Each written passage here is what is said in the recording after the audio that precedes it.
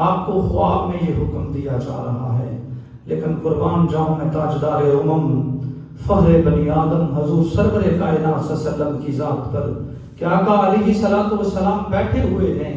آپ صلی اللہ علیہ وآلہ وسلم کے ایک زانوں پہ حضرت ابراہیم جو آپ کے صاحبزادے ہیں وہ بیٹھے ہوئے ہیں، دوسرے زانوں پہ آپ کے نواسا حضرت امام علی مقام جگر گوشہ بطول نواسہ رسول نوجوانان جنت کے سردار کربلا کے قافلہ سالار حق و صداقت کے علم بردار راکب دوش نبوت حیدر کرار کے لہتے جگر خاتون جنت کے نور نظر رسول اللہ کی آنکھوں کے نور صحابہ کرام کے دلوں کے سرور استقامت کے جبل احد استقلال کے نیر تاباں بلندیوں کے منتہا شبیہ مصطفیٰ حضرت سیدنا امام علی مقام جو مفسر قرآن ہیں، جو حافظ قرآن ہیں، جو راوی حدیث ہیں، جو شارح حدیث ہیں، جو فقیہ اثر ہیں، وہ بیٹھے ہوئے ہیں۔ آپ کی عمر مبارک ابھی 5 سال ہے۔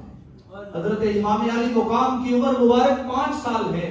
جبریل امین آپ کے پاس وحی لے کر کے تشریف لاتے ہیں، آپ کو عرض کرتے ہیں اللہ کے رسول یہ جو 2 بچے آپ کی گود میں بیٹھے ہوئے ہیں آپ کو ان کے ساتھ بڑا پیار ہے، تو اللہ کے رسول فرماتے ہیں ہاں جبریل مجھے ان کے ساتھ بڑا پیار ہے۔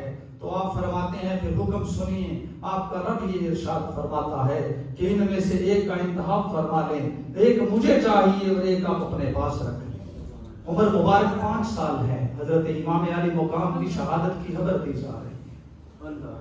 آقا علیہ الصلوۃ والسلام کی آنکھوں سے آنسو رواں ہو جاتے ہیں، نبی مکرم صلی اللہ علیہ وآلہ وسلم کی آنکھوں سے آنسو رواں ہو جاتے ہیں۔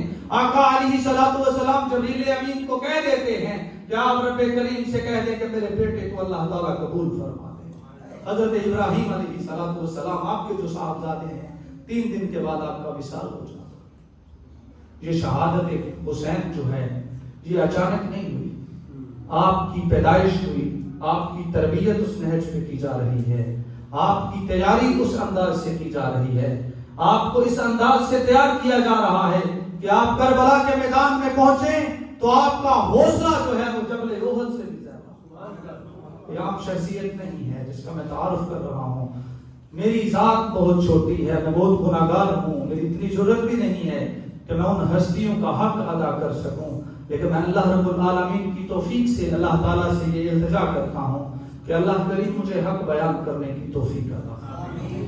حاضرین مکرم، حضرت امام علی مقام اگر میں آپ کا مختصر تعارف کرواؤں کہ حسین کون ہیں تو آپ سنیے گا کہ حسین وہ ہیں کہ جو پیدا ہوتے ہیں تو سب سے زیادہ خوشی نبی مکرم صلی اللہ علیہ وآلہ وسلم کو ہوتی ہے۔ حسین کوئی عام نہیں ہے، پیدا ہوتے ہیں آپ کے نام رکھنے کی باری آتی ہے، آپ کے گھر والے حضرت سیدہ فاطمہ زہرا آپ کا نام رکھتی ہیں، عرش الہی سے فرشتہ آ جاتا ہے اے اللہ کے نبی اس بچے کا یہ نام رکھنا ہے، آپ علیہ الصلوۃ والسلام کا نام حسین رکھا جاتا ہے۔ تاریخ اٹھا کر دیکھیں، حسین نام کا کوئی فرزند تاریخ اسلام سے پہلے بھی پوری کائنات کے اندر نہیں تھا۔ یہ نام کوئی عام نام نہیں ہے، یہ نام عرشی نام ہے، یہ اللہ رب العزت نے نبی مکرم صلی اللہ علیہ وآلہ وسلم کو وحی کے ذریعے دیا ہے۔ آقا علیہ الصلوۃ والسلام آپ کے نام کا انتخاب خود فرماتے ہیں جو کہ اللہ رب العالمین کی طرف سے منتخب ہو کر گیا۔ آپ کو گٹی دینے کی بات آتی ہے، ہمارا بچہ پیدا ہوتا ہے تو ہم شہد سے گٹی دیتے ہیں، گھر کا جو بڑا ہوتا ہے جس کو ہم معتبر سمجھتے ہیں اس کو وہ بچے کو گٹی دیتا ہے۔ یہ گٹی دینا میرے رسول کی سنت ہے، نبی مکرم صلی اللہ علیہ وآلہ وسلم کی ذات پہ قربان جائیں، امام علی مقام کی پیدائش ہوتی ہے، آپ کو گٹی دینے کی بات آتی ہے تو میرے آقا علیہ الصلوۃ والسلام اپنا لعاب دان نکالتے ہیں حضرت امام حسین علیہ السلام کی زبان پہ۔ دیکھیں حسین کون ہے؟ حسین وہ جو دنیا میں آتے ہیں تو سب سے پہلی غذا جو کھاتے ہیں وہ میرے اور آپ کے آقا کا لعاب دہن ہے۔ اگر آپ کو پتا چلے کہ لعاب دہن کی برکت کیا ہے تو آئے سیدنا جابر رضی اللہ تعالیٰ عنہ کے گھر چلتے ہیں، پوچھتے ہیں جابر رضی اللہ تعالیٰ عنہ آپ بتائیے گا کہ نبی مکرم صلی اللہ علیہ وسلم کے لعاب دہن کی برکت کیا ہے؟ تو حضرت محمد عربی صلی اللہ علیہ وسلم حضرت جابر کے گھر میں سالن کی ہنڈیا کے اندر اپنا لعاب دہن ڈالتے ہیں. 2 سے 3 لوگوں کا کھانا 500 لوگ کھاتے ہیں تو وہ کھانا ختم نہیں ہوتا ہے. لوگ کہتے ہیں حسین پیاسے تھے. یہ ایک امتحان تھا جو اللہ تعالیٰ لینا چاہ رہا تھا. وَفَدَيْنَاهُ بِذِبْحٍ عَظِيمٍ. حضرت ابراہیم خلیل اللہ کو حکم دیا کہ اپنے بیٹے کو میری راہ میں قربان کر دیں. جتنا بڑا آدمی ہے اتنا بڑا امتحان ہے. حضرت ابراہیم علیہ السلام کا امتحان کیا ہے کہ بیٹے کو میری راہ میں قربان کریں. آپ اپنے بیٹے کو لٹا لیتے ہیں, چھری گردن پہ چلاتے ہیں, چھری نہیں چلتی. آپ نبی جو ہیں وہ جلال کے ساتھ پتھر پہ چھری مارتے ہیں, پتھر ریزہ ریزہ ہو جاتا. لیکن یہ مقام ایسا ہے کہ جو تقاضا کر رہا ہے, جو چاہ رہا ہے کہ حق و باطل کی جو جنگ حضرت آدم علیہ السلام کے دور سے شروع ہوئی ہے اس کا اختتام کیا جائے. ہر دور کے یزید کو ایک حسین کی ضرورت ہوتی ہے. بات یاد رکھیے گا, امام حسین علیہ السلام کی ذات وہ ہے جو حق کی علم بردار ہے, جو صداقت کی علم بردار ہے, جو استقامت کے کوہ احد ہے, جو اتنے عظیم ہیں. آپ آدم علیہ السلام سے لے کر تاجدار امم صلی اللہ علیہ وآلہ وسلم تک کی تاریخ انبیاء اٹھا کر دیکھیں. حضرت آدم علیہ السلام کو اللہ نے اپنا نائب بنا کر دنیا میں بھیجا. شیطان آ گیا, فرمایا کہ میں آدم علیہ السلام کی پیروی نہیں کروں گا, آپ کو سجدہ نہیں کروں گا. یہاں سے حق اور باطل کا آغاز ہو جاتا ہے. حضرت ابراہیم علیہ السلام کے مقابلے میں نمرود آ جاتا ہے, موسیٰ علیہ السلام کے مقابلے میں فرعون آ جاتا ہے, نبی مکرم صلی اللہ علیہ وسلم کے مقابلے میں عتبہ, شیبہ, ابو لہب, ابو جہل آ جاتے ہیں. نبی مکرم صلی اللہ علیہ وسلم کے نواسے کی بات آتی ہے. حاضرین مکرم 60 ہجری حضرت امیر معاویہ رضی اللہ تعالیٰ عنہ کا وصال ہوتا ہے. آپ کا بیٹا بدبخت یزید جو ہے وہ تحت نشین ہوتا ہے. حضرت امیر معاویہ رضی اللہ تعالیٰ عنہ کے بارے میں اگر کوئی بات کرے تو وہ ہمارے ایمان کا حصہ ہے. حضرت امیر معاویہ کاتب وحی ہیں, آپ کو اللہ نے بڑی عزتیں عطا فرمائی ہیں. اللہ کا قرآن کہتا ہے, اللہ کا قرآن ان ہاتھوں کو پسند کرتا ہے کہ جن ہاتھوں کے ذریعے اللہ کا کلام لکھا گیا. حضرت امیر معاویہ رضی اللہ تعالیٰ عنہ کی ذات بڑی عظیم ذات, لیکن بدبخت یزید جب تحت نشین ہوتا ہے اس کا کردار ایسا ہے کہ وہ فاسق و فاجر ہے. 60 ہجری کا دور ہے. یزید جو ہے وہ اپنا نمائندہ بھیجتا ہے مدینہ المنورہ کے اندر کہ جاؤ, کچھ مخصوص لوگ ہیں جن سے جا کر کے میری بیعت کرو. ہم نے شہادت حسین تو سنی ہے, ہم نے تذکرہ حسینی تو سنا ہے, کیا ہم نے امام حسین علیہ السلام کے پیغام کو بھی سمجھا ہے کہ پیغام حسین کیا ہے؟ یزید جو ہے تخت نشین ہوتا ہے, 60 ہجری کا دور ہے. قاصد بھیجا جاتا ہے, مدینہ کے گورنر کے پاس آتا ہے اور آ کر کے وہ کہتا ہے کہ امام علی مقام جگر گوشہ بطول نواسہ رسول سے میری بیعت کی جائے. صدیق اکبر رضی اللہ تعالی عنہ کا جو نواسہ ہے حضرت عبداللہ بن زبیر, ان سے میری بیعت کی جائے. حضرت عبداللہ بن عمر جو حضرت عمر فاروق رضی اللہ تعالی عنہ کے ساتھ جاتے ہیں, ان سے میری بیعت کی جائے. حضرت صدیق اکبر رضی اللہ تعالی عنہ کے نواسے جو ہیں حضرت عبداللہ بن زبیر, آپ مدینہ المنورہ کو چھوڑتے ہیں, مکہ المکرمہ کی طرف ہجرت فرما جاتے ہیں. باری آ جاتی ہے حسین ابن علی کی, حیدر کرار کی. حیدر کرار کے سامنے آ کے اگر کوئی بات کرتا تھا تو حیدر کرار پتہ کون ہے؟ فاتح حیدر. امام حسین علیہ السلام کا اگر تعارف کرواؤں تو آپ کا شجرہ نسب اٹھا کر دیکھیے کہ آپ کا تعلق کتنی عظیم ذاتوں کے ساتھ ہے. آپ کا نانا دیکھا جاتا ہے تو وہ نبیوں کا امام ہے, نبیوں کا سردار ہے, نبیوں کی امامت کروانے کا شرف حاصل ہے, رحمت للعالمین ہونے کا شرف حاصل ہے, خاتم النبیین ہونے کا شرف حاصل ہے. آقا اللہ کے آخری نبی ہیں. حاضرین مکرم, ستم ظریفی دیکھیں, ظلم دیکھیں معاشرے کے اندر کتنا ہو رہا ہے. اللہ کا آخری نبی ہے, اس کا آخری نواسا ہے کائنات کے اندر, جس کو بڑی بے دردی کے ساتھ ذبح کیا جائے. اور بات سنیے گا کہ حضرت امام علی مقام حضرت امام حسین کے پاس گورنر آتا ہے. وہ کہتا ہے امام حسین آپ میری بیعت کریں, یزید کا حکم آ گیا. تو حضرت امام علی مقام کیا فرماتے ہیں؟ فرماتے ہیں مجھ جیسا حسین تجھ جیسے یزید کی کبھی بیعت نہیں کر سکتا.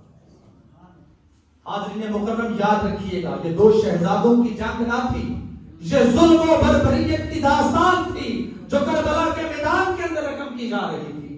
حضرت امام علی حسین تو وہ ہیں جن کے بارے میں میرے رسول فرماتے ہیں الحسن والحسینی سیدہ شباب اہل الجنہ، امام حسن اور امام حسین جنتی نوجوانوں کے سردار ہیں۔ کوئی عام نہیں، دنیا کی سرداری نہیں چاہیے تھی، دنیا کا سرٹیفکیٹ نہیں چاہیے تھا، دنیا کی سند نہیں چاہیے تھی، فقط جو چیز چاہیے تھی آج کے درس قرآن میں، آج کے ذکر شہادت امام حسین میں آپ نے اس کو سمجھنا۔ امام علی مقام کو کسی پروٹوکول کی، کسی مسند کی ضرورت نہ۔ امیر معاویہ رضی اللہ تعالیٰ عنہ کا 20 سال دور حکومت آپ نے اس کو دیکھا، لیکن امام حسین علیہ السلام سے جس دور میں یزید آ کے بیعت لینا چاہ رہا تھا، اس دور کی اگر عظیم شخصیت کا تعارف کرواؤں تو پوری کائنات کے اندر امام حسین علیہ السلام جیسا کوئی شخص موجود نہیں تھا۔ اور جو حاکم ہوتا ہے وہ عادل ہوتا ہے، وہ منتظم اعلیٰ ہوتا ہے، وہ مصدق ہوتا ہے، وہ معتدل ہوتا ہے، وہ معتبر ہوتا ہے۔ کوئی معتبر شخصیت جو ہے کسی ظالم کے آگے جو ہے وہ بیعت نہیں کر سکتی۔ تو امام علی مقام وہ ہیں جن کی رگوں میں خون مصطفیٰ دوڑ رہا۔ یزید بدبخت جو ہے، اس کے جو چاہنے والے ہیں وہ کہتے ہیں امام علی مقام اگر بیعت نہیں کرتے تو ان کا سر تن سے جدا کر دیا جائے۔ آج کچھ لوگ یزید کے بارے میں نرم گوشہ رکھتے ہیں، مسئلے کی بات کرتا نہیں ہوں، لیکن میرے بھائیوں، میرے دوستوں، میرے بزرگوں، یہ بات یاد رکھیے گا، جب کبھی حضرت امام حسین کی بات آئے تو امام حسین امیر المومنین ہیں، امام المتقین ہیں، امام حسین علیہ السلام سید الشہداء ہیں۔ آپ کے مقابلے میں کوئی بھی آئے وہ بدبخت ہے، بد کردار، بے حیا ہے، اس کا ایمان کے ساتھ کوئی تعلق نہیں ہے۔ اگر آپ کو کوئی یزید کے بارے میں نرم گوشہ رکھنے کی بات کرتا ہے تو بات یاد رکھیے گا کہ یزید ہمیشہ سے بدبخت ہے اور بدبخت ہے، کیونکہ اس نے حکم جاری کیا تھا کہ امام علی مقام سے کہا جائے کہ وہ میری بیعت کرے۔ امام علی مقام فرماتے ہیں مجھ جیسا حسین جو ہے وہ تجھ جیسے یزید کی بیعت نہیں کر سکتا، کیونکہ تو فاسق و فاجر ہے، تو نماز ادا نہیں کرتا، تو زکات دینے کا پابند نہیں ہے، تو میرے آقا کی شریعت کی پاسداری نہیں کرتا، تو کتوں کی لڑائی کراتا ہے، وہ تو کا رقص کرتا۔ امام حسین علیہ السلام کی جنگ یزید کے ساتھ اقتدار کی جنگ نہ تھی برادران اسلام، وہ دین اسلام کی جنگ تھی، وہ دین کی بقا کی جنگ تھی، وہ حق و باطل کی جنگ تھی۔ امام علی مقام حضرت امام حسین علیہ السلام سے جب کہا گیا کہ آپ یزید کی بیعت کریں، امام علی مقام علیہ السلام ارشاد فرماتے ہیں کہ میں تو کبھی بھی یزید کی بیعت نہیں کروں گا۔ اس موقع پر آپ نے خطبہ ارشاد فرمایا۔ جو یزید کا گورنر تھا اس کو کسی بدبخت نے مشورہ دیا کہ اگر امام علی مقام بیعت نہیں کرتے تو ان کا سر تن سے جدا کر دیا جائے، تو امام علی مقام نے کھڑے ہو کر کے ایک خطبہ ارشاد فرمایا، سنو بدبختو، میں تمہیں یہ بتانا چاہتا ہوں کہ جس طرح عورت کے گردن میں ہار سونا لگتا ہے، اسی طرح محمد عربی کے غلام کی گردن میں تلوار سونی لگتی ہے۔ تو مجھے تلوار سے ڈرا رہے ہو، میری رگوں میں تو خون مصطفیٰ دوڑ رہا ہے، مجھے تم کبھی بھی ڈرا نہیں سکتے۔ حاضرین مکرم، امام علی مقام حضرت امام حسین علیہ السلام کی سیرت اگر میں مختصر لفظوں میں بیان کروں تو آپ کا شجر نسب اتنا عظیم ہے کہ آپ کے نانا نبی ہیں، آپ کے بابا علی المرتضی شیر خدا کرم اللہ وجہ الکریم، انا مدینہ العلم و علی بابھا، میں علم کا شہر ہوں، علی اس کا دروازہ ہے۔ کوئی عام شخصیت نہیں۔ آپ کی ماں کا اگر تعارف کروایا جائے، ہم دنیا کے اندر رشتہ داریاں کرتے ہیں، ہم دیکھتے ہیں کہ بھئی بچے کا حسب نسب کیا ہے، جس گھر میں ہم بیٹی کی شادی کر رہے ہیں ان کا حسب نسب کیا ہے، ہم ارد گرد سے جا کے لوگوں سے پوچھتے ہیں۔ تو آئے میں آپ کو حضرت امام حسین علیہ السلام کا تعارف کرواؤں کہ آپ کی ماں کے بارے میں اگر بات کروں تو میرے آقا علیہ السلام فرماتے ہیں الفاطمہ بدعۃ منی، فاطمہ میرے جسم کا ٹکڑا ہے۔ دنیا کے اندر کسی اور کو رسول اللہ کے جسم کا ٹکڑا ہونے کا حق حاصل نہیں ہے۔ دنیا کے اندر رسول مکرم صلی اللہ علیہ وسلم کے جسم کا کوئی اور ٹکڑا موجود نہیں۔ آقا علیہ السلام فرماتے ہیں الفاطمہ بدعۃ منی، یہ تو دنیا کے اندر فضیلت تھی۔ آپ صلی اللہ علیہ وآلہ وسلم ارشاد فرماتے ہیں کائنات کے اندر 4 خواتین ایسی ہیں جن کو اللہ تعالیٰ کی بارگاہ میں بڑا مقام حاصل ہے۔ وہ 4 خواتین کون ہیں؟ آسیہ زوجہ فرعون بنت مزاحم، فرعون کی بیوی۔ حامد دیکھیں کتنا بدبخت ہے، بد کردار ہے، اور آسیہ رضی اللہ تعالیٰ عنہ کا کردار دیکھیں کتنا اعلیٰ ہے. اللہ کی بارگاہ میں کائنات کی تمام عورتوں سے سب سے زیادہ معزز. کیوں؟ اب جانتے ہیں کہ ایسا کیوں ہے؟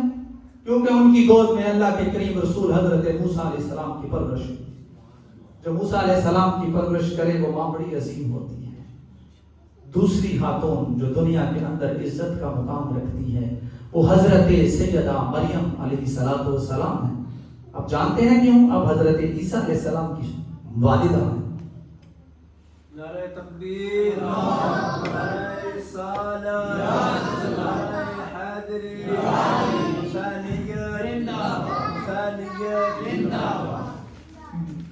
حضرت مریم علیہ السلام آپ کا مقام بڑا بلند ہے کیونکہ آپ حضرت عیسیٰ علیہ السلام کی والدہ ہیں.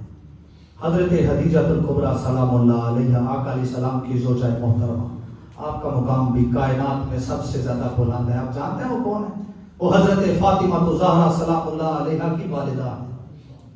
عام خاتون نہیں، دنیا کی معزز ترین خاتون حضرت سیدہ خدیجہ الکبریٰ سلام اللہ علیہ. آپ صلی اللہ علیہ وآلہ وسلم ان کے وصال کے بعد بھی جب گھر میں کوئی جانور ذبح کرتے تو سب سے پہلے اس جانور کا جو گوشت سب سے اچھا ہوتا تھا، آپ کا جو سب سے پسندیدہ گوشت ہوتا تھا، وہ حضرت خدیجہ الکبریٰ سلام اللہ علیہ کی سہیلیوں کے گھروں میں بیچتے. حضرت محمد عربی صلی اللہ علیہ وآلہ وسلم نے ارشاد فرمایا، چوتھی خاتون دنیا کے اندر اور آخرت کے اندر جس کو اللہ عزت دے گا وہ میری صاحبزادی حضرت سیدہ فاطمہ زہرا سلام اللہ علیہ.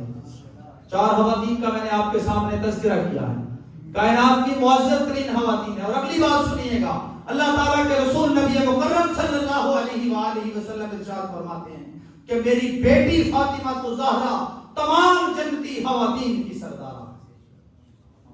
چار خواتین کو عزت حاصل ہے مگر ان سب میں زیادہ عزت جس کو حاصل ہے وہ حضرت امام علی مقام حضرت امام حسین علیہ السلام کی والدہ ماجدہ حضرت فاطمہ زہرا.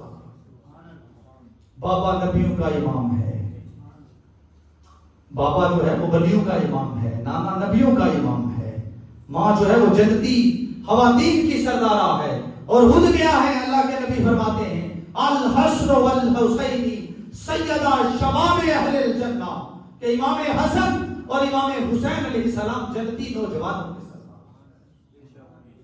آپ کی سیرت کتنی اعلیٰ ہے، آپ کا کردار کتنا اعلیٰ ہے. آپ کے حوالے سے مختصر سی گفتگو کروں گا.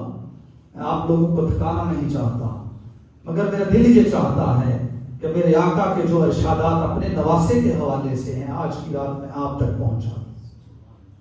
حضرت سیدنا عمر فاروق رضی اللہ تعالیٰ عنہ گھر سے باہر نکلے تو کیا دیکھتے ہیں کہ نبی مکرم صلی اللہ علیہ وسلم کے ایک کاندھے پہ امام حسن علیہ السلام سوار ہیں، دوسرے کاندھے پہ امام حسین علیہ السلام سوار ہیں.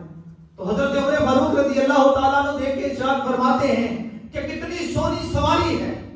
اللہ کے رسول رک جاتے ہیں، فرماتے ہیں عمر میری بات سنو، تم سواری دیکھ رہے ہو، تم یہ دیکھو کہ اوپر سوار کتنے سونے بیٹھے ہو. تمہاری نگاہ تو سواری پہ پڑ گئی، تم تو سواری دیکھ رہے ہو، تم دیکھو سوار کتنے.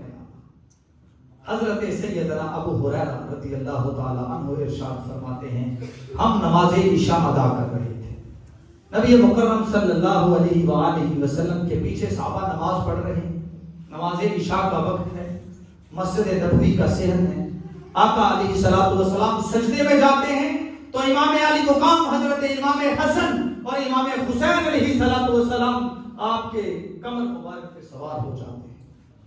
اب بات یاد رکھیے گا، بندہ اسلام قبول کرتا ہے، کسی اور مذہب سے اس کا تعلق ہے، اس نے کلمہ پڑھ لیا ہے، دائرہ اسلام میں آ گیا ہے، اس نے اسلام قبول کر لیا ہے. اسلام قبول کرنے کے بعد پہلا فرض جو مسلمان پہ عائد ہوتا ہے وہ نماز کی پابندی. روزے آپ نے رمضان کے مہینے میں رکھنے ہیں، زکوٰۃ اگر پیسے ہوں گے صاحب نصاب ہوں گے تو زکوٰۃ دیں گے. حج بیت اللہ کی استطاعت ہے تو حج کریں، زکوٰۃ تب دینی ہے. نماز لیکن اسی وقت آپ پہ فرض ہو جاتی ہے. ایسا فرض کہ امیر غریب شاہ گدا ہر کسی پر فرض. حالت نماز نبی مکرم صلی اللہ علیہ وسلم مسجد نبوی میں موجود ہے. نبی کی نماز، میری آپ کی نماز نہیں کہ آپ کا اور میرا بچہ آگے آ جائے تو میری نماز میں خلل آ جائے. اللہ کے نبی نماز پڑھ رہے ہیں. کون؟ सल्लू कमा रअयतुमूनी उसल्ली, ऐ सहाबा नमाज पढ़ना चाहते हो, अल्लाह कुरान में बार बार इरशाद फरमाता है वाक़िमुस्सलाह व आतुज़ ज़कात, नमाज कायम करो, ज़कात अदा करो, नमाज कायम करो, ज़कात अदा करो। अल्लाह ताला कुरान मजीद में मुतअद्दिद मुकामात पर इरशाद फरमाता है, मगर नमाज कैसे पढ़नी है? अल्लाह के रसूल ने इरशाद फरमाया सल्लू कमा रअयतुमूनी उसल्ली, ऐ मेरे उम्मतियों नमाज ऐसे पढ़ो जैसे मुझे नमाज पढ़ते हुए देखते। अब साहबा देख रहे हैं कि नमाज कैसी पढ़नी। नमाज में मेरे नबी जो हैं अपने नवासों की अजमत को बयान कर रहे हैं। नमाज किसी आम इंसान की नहीं है। नबी मुकर्रम सल्लल्लाहु अलैहि वसल्लम नमाज़े इशा अदा कर रहे हैं। आप सल्लल्लाहु अलैहि वसल्लम सजदा की हालत में हैं। इमाम हसन और इमाम हुसैन अलैहिस्सलाम आपके कंधों पे सवार हो जाते हैं, आपकी पुश्ते मुकद्दस पे सवार हो जाते हैं। इमाम अली मुकाम अलैहिस्सलातु वस्सलाम को आका अलैहिस्सलाम उठाते हैं और नीचे उतारते हैं। इमाम हसन अलैहिस्सलातु वस्सलाम को उठाते हैं तो नीचे उतारते हैं, तो फिर सरे अनवर सजदे से ऊपर आता है। नमाज में मेरा आपका बच्चा हमारे कंधों पे चढ़ जाए तो क्या हमें भी इजाजत है ऐसा करने की? नमाज नबियों का इमाम पढ़ा रहा है, आपके कंधों पे सैयद शुहदा है, और नमाज का भी यहाँ मुकाम नहीं है। नमाज का सबसे आला मुकाम सजदा है। इंसान अपनी जमीन नियाज को अल्लाह की बारगाह में झुका देता है और इंसान इस बात का इजहार करता है कि मौला करीम मैं तेरी बारगाह में पहुंच गया हूं, मैं तेरा बंदा हूं और मैं तेरे सामने आजिज़ी का इजहार कर रहा हूं। अल्लाह के नबी की नमाज है। इमाम अली मुकाम सजदे की हालत में आप सल्लल्लाहु अलैहि वसल्लम के कंधों पे चढ़ जाते हैं। नबी मुकर्रम सल्लल्लाहु अलैहि वसल्लम अपने सरे अनवर को उठाते हैं तो बड़ी एहतियात से कि मेरे बेटों को दर्द ना। हाज़रीन मुकर्रम, ये तरबियत की जा रही है। नाम रखने की बात आती है तो नाम अर्श इलाही से आता है। गुड्डी देने की बात आती है तो मेरे आका अपने दुआबे तहत को उनके चेहरे मुबारक, जुबान मुबारक के अंदर रख देते। हाज़रीन मुकर्रम, आम शख्सियत नहीं है। 5 साल की उम्र मुबारक है इमाम हुसैन अलैहिस्सलातु वस्सलाम की। जिब्रील अमीन आते हैं, आप हजरत उम्मे सलमा रज़ियल्लाहु ताला अन्हा के घर में मौजूद हैं। उम्मुल मोमिनीन हजरत उम्मे सलमा देखती हैं कि नबी मुकर्रम सल्लल्लाहु अलैहि वसल्लम की आंखों से आंसू रवा हो जाते हैं। आप पूछती हैं अल्लाह के नबी क्या बात है, आप क्यों रो रहे हैं? तो नबी मुकर्रम सल्लल्लाहु अलैहि वसल्लम इरशाद फरमाते हैं, ऐ उम्मे सलमा, अभी अभी मेरे पास जिब्रील अमीन आए हैं और आकर के मुझे बता रहे हैं कि मोहम्मद अरबी सल्लल्लाहु अलैहि वसल्लम आपके इस नवासे को सरजमीन इराक के अंदर मैदान करबला के अंदर शहीद कर दिया। ये शहादत कोई अचानक नहीं हुई। शहादत की खबरें नबी मुकर्रम सल्लल्लाहु अलैहि वसल्लम को दी जाती थी। छोटी उम्र है तो बताया जाता है कि इब्राहिम चाहिए या इमाम हुसैन अलैहिस्सलाम चाहिए। तो आप सल्लल्लाहु अलैहि वसल्लम अपने बेटे इब्राहिम को कुर्बान कर देते हैं, इमाम हुसैन अलैहिस्सलाम को कबूल कर देते हैं। इमाम हुसैन अलैहिस्सलाम जवान हो रहे हैं, आपकी उम्र मुबारक 5 साल है। आका अलैहिस्सलाम के पास जिब्रील अमीन वही लेकर आ जाते हैं, फरमाते हैं अल्लाह के नबी, आपके नवासे को इराक की सरजमीन के अंदर मैदान करबला के अंदर शहीद कर दिया जाएगा। नबी मुकर्रम सल्लल्लाहु अलैहि वसल्लम की आंखों से आंसू रवा। जिब्रील अमीन फरमाते हैं कि ऐ नबी, अगर आप हुक्म दें तो मैं आपको उस सरजमीन की मट्टी ला करके दे दूं। करबला अचानक नहीं हुई। करबला की मट्टी नबी मुकर्रम सल्लल्लाहु अलैहि वसल्लम को जिब्रील अमीन ने दी। आप सल्लल्लाहु अलैहि वसल्लम ने वो मट्टी हजरत उम्मे सलमा रज़ियल्लाहु ताला अन्हा को दी और आपको फरमाया कि उम्मे सलमा ध्यान रखना कि जब ये मट्टी खून में तब्दील हो जाए समझ लेना मेरा नवासा शहीद कर दिया। हजरत उम्मे सलमा रज़ियल्लाहु ताला अन्हा रवायत करती हैं, फिर मैं हर रोज उस मट्टी को देखती थी और कहती थी कि वो दिन कितना अजीम दिन होगा जिस दिन ये मट्टी खून में तब्दील हो जाएगी। हजरत उम्मे सलमा रज़ियल्लाहु ताला अन्हा बयान करती, जब करबला का मौका आया तो वो मट्टी खून में तब्दील हो चुकी थी। आप कहते हैं नबी को दीवार के पीछे का इल्म नहीं।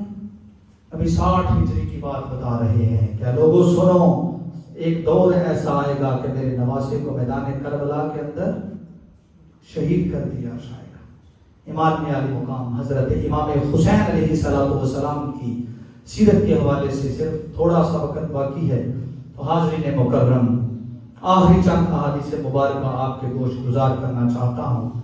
حضرت امام علی مقام کی ذات کے حوالے سے میں نے آپ کے سامنے خطبہ کے دوران 2 آیات مبارکہ ارشاد فرمائی. یہ فلسفہ ہے آخری جو آپ تک پہنچانا چاہتا ہوں. قرآن مجید کی 2 آیات جن کا میں نے ابھی تک حوالہ نہیں دیا اور وہ میں نے آغاز کے اندر تلاوت کی تھی، جس میں نے اللہ تعالیٰ کے کلام سے پڑھا تھا قُلْ لَا أَسْأَلُكُمْ عَلَيْهِ أَجْرًا إِلَّا الْمَوَدَّةَ فِي الْقُرْبَى. اور دوسری آیت مبارکہ ہے قُلْ إِن كُنتُمْ تُحِبُّونَ اللَّهَ فَاتَّبِعُونِي يُحْبِبْكُمُ اللَّهُ وَيَغْفِرْ لَكُمْ وَذُنُوبَكُمْ وَاللَّهُ غَفُورٌ رَحِيمٌ. ان 2 آیات کے اندر محبت کی بات ہو رہی ہے. پہلی آیت مبارکہ کا تعلق سورہ آل عمران کے ساتھ ہے، سورہ آل عمران کی آیت نمبر 31، اور دوسری آیت مبارکہ جو ہے وہ سورہ شورى کی غالباً آیت نمبر 25 ہے. تو یہ 2 آیات ہیں. ایک کا تعلق جو ہے وہ سورہ آل عمران کے ساتھ ہے اور دوسری آیت مبارکہ کا تعلق جو ہے وہ سورہ شورى کے ساتھ ہے. نبی مکرم صلی اللہ علیہ وآلہ وسلم پر قرآن نازل ہو رہا ہے. اللہ تعالیٰ ارشاد فرماتے ہیں قُلْ إِن كُنتُمْ تُحِبُّونَ اللَّهَ، اے میرا نبی ان کو کہہ دو کہ اگر تم اللہ سے محبت کرتے ہو فَاتَّبِعُونِي، تو میری اتباع کرو. کیا کرو؟ قُلْ إِن كُنتُمْ تُحِبُّونَ اللَّهَ، اے میرا نبی ان کو کہہ دو، یہ جو دیوانے ہیں نا، یہ جو کہتے ہیں ہمیں اللہ سے بڑا پیار ہے، ان کو کہہ دو کہ اگر تم یہ بات سچی ثابت کرنا چاہتے ہو کہ سچ میں تمہیں اللہ سے بڑی محبت ہے، تو پھر اس محبت کو سچا ثابت کرنے کا جو معیار ہے، جو پیمانہ ہے، جو کسوٹی ہے، وہ یہ ہے فَاتَّبِعُونِی، کہ تم میری اتباع کرو. اللہ تعالیٰ کی محبت کو سچا ثابت کرنے کے لیے ہمیں کس کی اتباع کرنی پڑے گی؟ آپ لوگوں کو سمجھ آ رہی بات کی؟ کس کی اتباع کرنی پڑے گی؟ نبی مکرم صلی اللہ علیہ وآلہ وسلم کی. یہ دونوں آیات کا آپس میں بڑا تعلق ہے. قرآن کی تفسیر ہوتی ہے تفسیر قرآن بالقرآن، وہ سب سے معتبر تفسیر ہوتی ہے. قرآن کی تفسیر بیان کی جائے اور ساتھ میں قرآن کی آیت کا حوالہ دیا جائے، ساتھ میں یہ بتا دیا جائے کہ یہ جو آیت مبارکہ بیان ہوئی ہے اس کا ذکر اللہ نے اس آیت میں کیا ہے. تو میرا ذوق و وجدان یہ کہتا ہے کہ اللہ تعالیٰ نے ارشاد فرمایا قُلْ إِن كُنتُمْ تُحِبُّونَ اللَّهَ فَاتَّبِعُونِی، میرا نبی ان کو کہہ دو اگر تم اللہ سے محبت کرتے ہو فَاتَّبِعُونِی، تو میری اتباع کرو. اب دوسری آیت سنیے گا. اللہ تعالیٰ نے ارشاد فرمایا قُلْ لَا أَسْأَلُكُمْ عَلَيْهِ أَجْرًا إِلَّا الْمَوَدَّةَ فِي الْقُرْبَى، اے میرا نبی ان کو کہہ دو اگر میں تم سے اس کا نبوت پہ کوئی اجر نہیں مانگتا الا المودۃ فی القربى، مگر میں تمہیں یہ حکم دیتا ہوں کہ میری اطرت و اہل بیت سے پیار کرو. اطرت و اہل بیت کون ہے؟ نبی مکرم صلی اللہ علیہ وآلہ وسلم. بس آخری چند باتیں ہیں. تو نبی مکرم صلی اللہ علیہ وسلم کی اطرت و اہل بیت کون ہے؟ نبی مکرم صلی اللہ علیہ وآلہ وسلم نے چادر لی ہوئی تھی. آپ صلی اللہ علیہ وآلہ وسلم نے حضرت علی المرتضی شیر خدا کرم اللہ وجہ الکریم حیدر کرار کو آواز دی، آپ کی چادر کے اندر آئے. یہ حدیث مبارکہ موجود ہے، اگر کسی کو حوالہ چاہیے ہو تو حوالہ بھی دیا جا سکتا.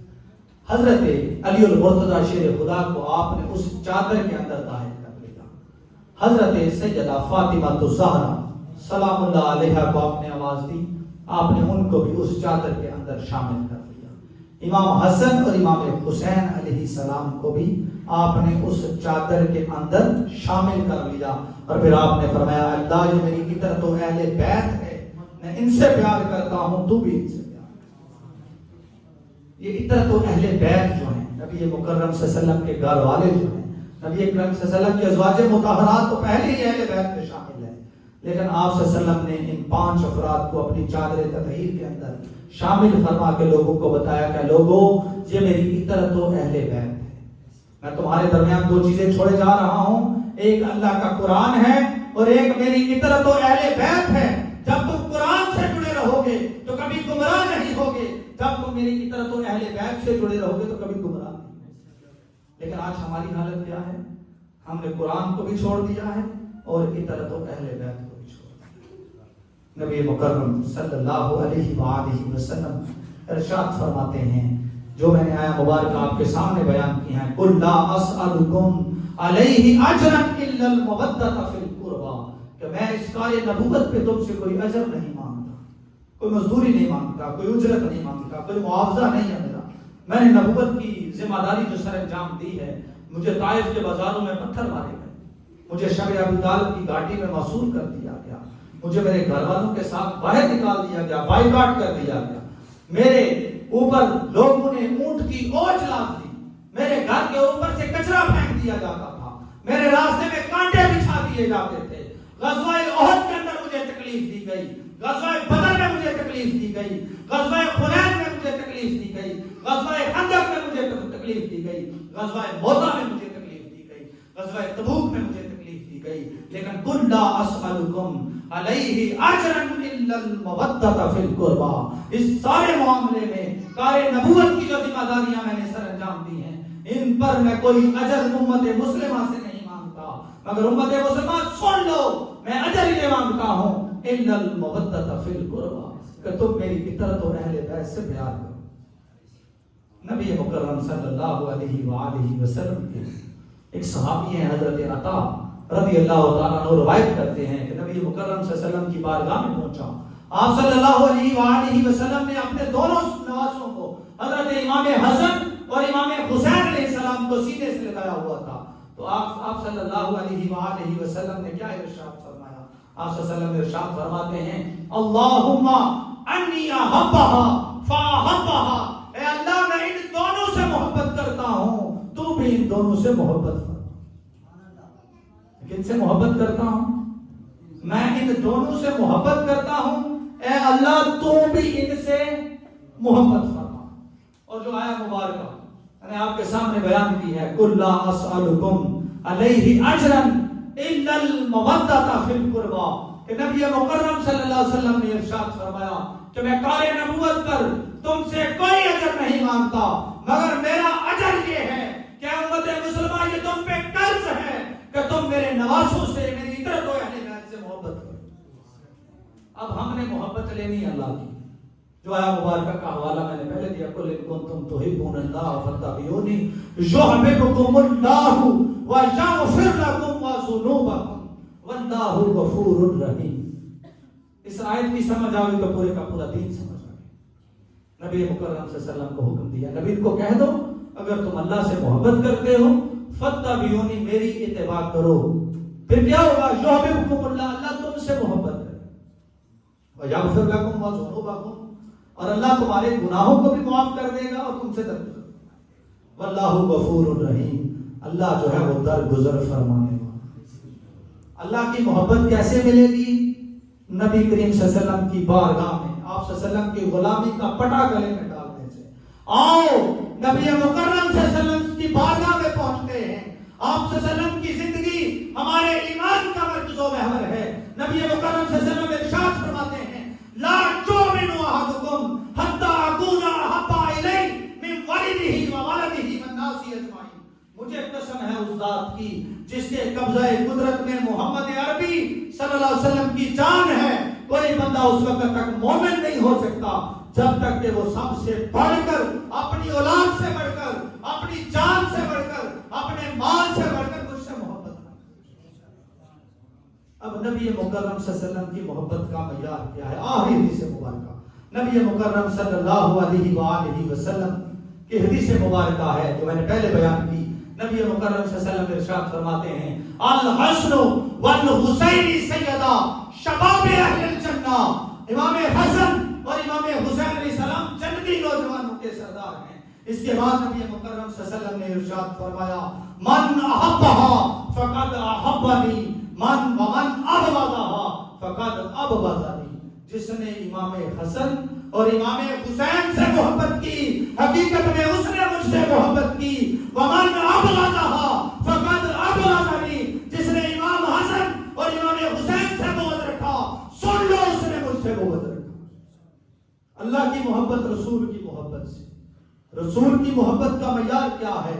مسند احمد بن حنبل جلد نمبر 2 حدیث مبارکہ کا نمبر ہے 288.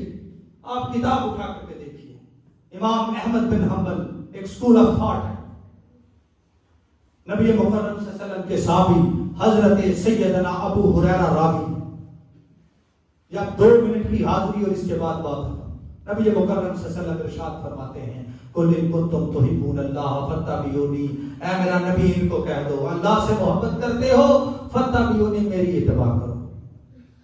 اگلی آیت مبارکہ قل لا اسألکم علیہ اجرا الا المودۃ فی القربى، اے امت محمدیہ میں تم سے کوئی اجر نہیں مانگتا کار نبوت پہ، سنو الا المودۃ فی القربى، تم پہ یہ فرض عائد ہوتا ہے، تم پہ یہ قرض عائد ہوتا ہے، تم پہ یہ ذمہ داری عائد ہوتی ہے کہ الا المودۃ فی القربى، تم پوری کائنات میں سے بڑھ کر میری اطاعت و اہل بیت سے محبت.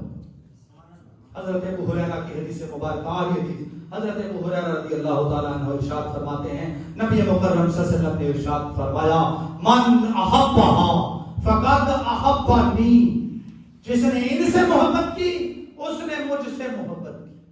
ومن ابغضها فقد ابغضنی، جس نے ان سے بغض رکھا اس نے مجھ سے بغض رکھا. برادران اسلام، اب فیصلہ کیجئے گا کہ یزید نے امیر المومنین حضرت امام علی مقام سید الشہداء نواسہ رسول جگر گوشہ بطول سے وفاداری کی یا بے وفائی کی، آپ سے بغض رکھا یا آپ سے محبت کی؟ جو یہ پیغام جاری کر رہا ہے کہ امام اگر بیعت نہیں کرتے تو آپ کا سر تن سے جدا کیا جائے، تو یہ محبت ہے یا بغض؟ تو جو اس سوچ کا حامل ہے وہ یزیدی سوچ ہے. اور حسینی سوچ کیا ہے کہ مجھ جیسا حسین تجھ جیسے فاسق کو فاجر کی بیعت نہیں کر سکتا، کیونکہ میری رگوں میں خون مصطفیٰ دوڑ رہا ہے. میں کسی عام آدمی کا نواسا نہیں ہوں، مجھے نواسا رسول ہونے کا شرف حاصل ہے. اور بات سنیے گا، اگر کربلا کے میدان کے اندر 10 محرم الحرام 61 ہجری کو نواسا رسول بیعت کر لیتے تو آج کے یزیدوں کے پاس یہ جواز آ جاتا کہ امام علی مقام نے بھی تو بیعت کر لی تھی، امام علی مقام نے تو باطل کے سامنے گھٹنے ٹیک دیے تھے، تو ہمیں گھٹنے ٹیکتے ہوئے کیا ہوتا ہے؟ تو شاعر اس موقع پہ کیوں گویا ہوتا ہے؟ وہ کہتا ہے حسین گرنا شہید ہوتا، آج گھر گھر میں یزید ہوتا، نبی کی سنت عیاں نہ ہوتی، خدا کے گھر میں اذان نہ ہوتی، بشر کے چہرے پہ زنگ ہوتا، انسانیت کا اور بھی رنگ ہوتا. اب اتنی گفتگو کا مقصد کیا ہے؟ درس کیا ہے؟ درس یہ ہے کہ ہم نے نبی مکرم صلی اللہ علیہ وسلم کی شریعت کی پاسداری، ہم نے نبی مکرم صلی اللہ علیہ وسلم کی شریعت کی بے حرمتی نہیں کرنی. امام علی مقام کی جنگ اقتدار کی جنگ نہ تھی، بلکہ وہ تو ظلموں پر بریت کی ایک عظیم داستان تھی جو قیامت تک بھی فراموش نہیں کی جا سکتی. امام حسین علیہ السلام کی جنگ یزید کے ساتھ یہ تھی کہ تو فاسق و فاجر ہے، تو بد کردار ہے، تو بے حیا ہے، تو بے نمازی ہے، تو زکات نہیں دیتا، تو اللہ کے قرآن کی بے حرمتی کرتا ہے، اور تو عورتوں کا رقص دیکھتا ہے. اس لیے مجھ جیسا پاک ہونے حسین تجھ جیسے پلید یزید کی بیعت نہیں کر سکتا. یہ فلسفہ، یہی وہ فلسفہ ہے جس کو آج ہم نے برادران اسلام فراموش کر دیا ہے. میرے رسول نے کہا اے لوگوں میں تمہارے اندر 2 چیزیں چھوڑے جا رہا ہوں، ایک میری اطاعت و اہل بیت ہے اور دوسرا اللہ کا قرآن ہے. اطاعت و اہل بیت تو ہم نے مسلکوں کے اندر بانٹ دیا. شیعوں نے کہا اہل بیت سے ہمارا تعلق ہے، ہم نے کہا ہمارا تعلق ہے، اور قرآن کے ساتھ ہمارا تعلق جو ہے وہ آپ نے چند دن پہلے عید کے دنوں میں دیکھ لیا کہ سویڈن کا ایک بدبخت سلوان مومیکا نامی فرد، اس نے قرآن کی بوانگ دوہل میں حرمتی کی اور 2 ارب کا اسلامی مذہب دین اسلام رکھنے والے 2 ارب مسلمانوں کی زبانیں گونگی ہو گئی، بے حس ہو گئی. ماسوائے چند لوگوں کے کسی نے احتجاج بھی ریکارڈ نہ کروایا. اور درس حسین کیا ہے کہ حسین علیہ السلام کا درس یہ ہے کہ میں تو کربلا کے میدان میں نیزے کی نوک پہ چڑھ کے بھی اللہ کا قرآن پڑھنا نہ بھولا. اے امت مسلمہ تمہارا آج حال کیا ہے؟ تم حسینیت کا نعرہ تو لگاتے ہو مگر کردار جو ہے وہ یزیدیت والا اپناتے ہو. امام حسین علیہ السلام کا کردار یہ ہے کہ ہم میں سے ہر فرد امت مسلمہ کا وہ اہل بیت کی ذمہ داریاں جو تھی ان کو بھی نبھائے اور قرآن کے ساتھ محبت بھی کرے. حاضرین مکرم، آج کا درس یہی ہے کہ ہمیں چاہیے کہ ہم قرآن کے ساتھ اور صاحب قرآن کے ساتھ اور آقا علیہ الصلوۃ والسلام کی جو اطاعت و اہل بیت ہے، آپ کے جو صحابہ کرام ہیں، آپ کی امت کے جو اسلاف ہیں، ان کے ساتھ جڑ جائیں اور دین اسلام کو سمجھنے کی کوشش کریں۔ اللہ رب العزت کی بارگاہ میں دعا ہے کہ اللہ تعالی ہمیں علم و عمل کی توفیق عطا فرمائے۔ وما علینا الا البلاغ المبین۔